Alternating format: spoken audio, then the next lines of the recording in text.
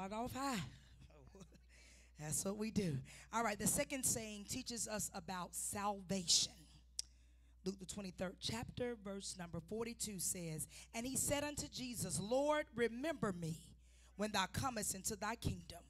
Verse 43 says, "And Jesus said unto him, Verily I say unto thee, today shalt thou be with me in paradise." Can you clap your hands now and receive my brother? Come on, let's give God praise for Brother Bruce, Pastor, Minister Bruce Henderson Jr.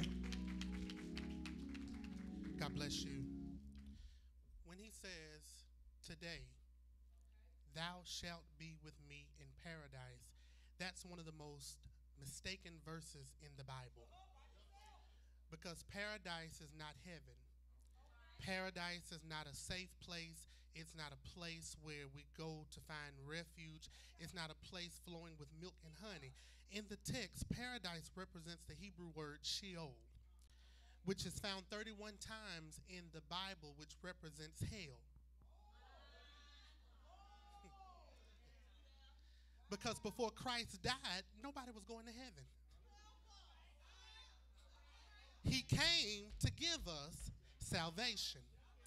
So when the thief is dying on the cross, he says, Father, Jesus, remember me when you come into your kingdom. Jesus says, today, thou shalt be with me in paradise. That's confusing because heaven is not attainable right now. Heaven is not reachable right now. So during this time frame, they believed that hell had two parts. There was a part for the wicked, and then there was a part for those who were upright, not saved, not righteous, but upright. But look at God. In his infinite wisdom, he had a place for us in hell.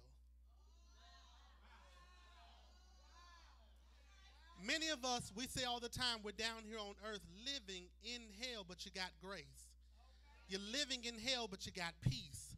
You're living in hell, but you got more money than you do months sometimes because God has already prepared a place for you in hell.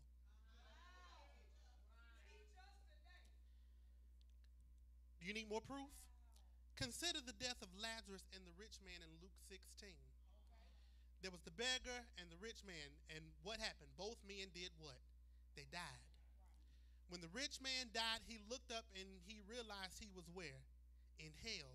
And then he says he looked afar and saw Abraham in hell, and where was the beggar? In his bosom.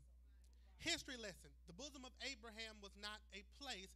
It was supposed to be the place in hell where those who were upright were waiting on the judgment. So he wasn't literally sitting in Abraham's lap. Because if that was the case, Abraham's lap would be heavy because all of us would have to be sitting on it. So Abraham's bosom was the place in hell where those who died in the Lord before Christ died to offer salvation was the place where we were waiting, expecting God to move on our behalf. You need more proof?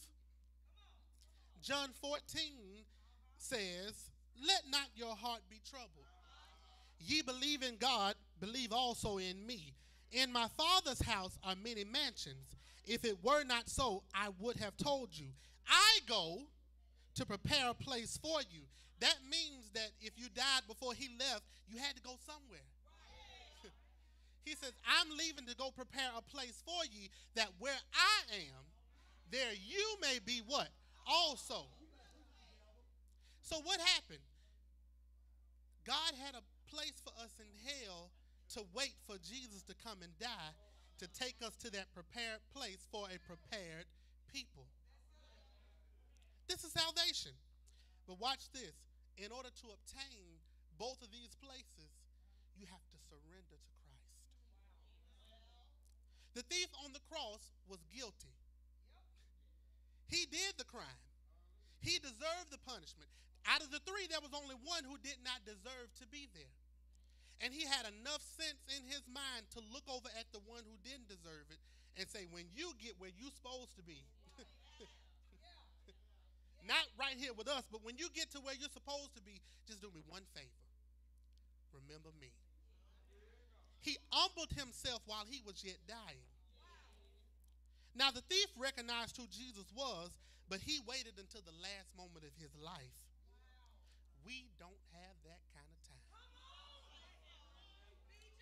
So while he's surrendering his life at the point of death, you surrender your life while you still have time. So Lord, when you get into your kingdom, remember me.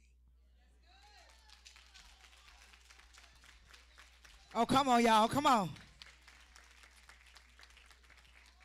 Amen. We're moving swiftly.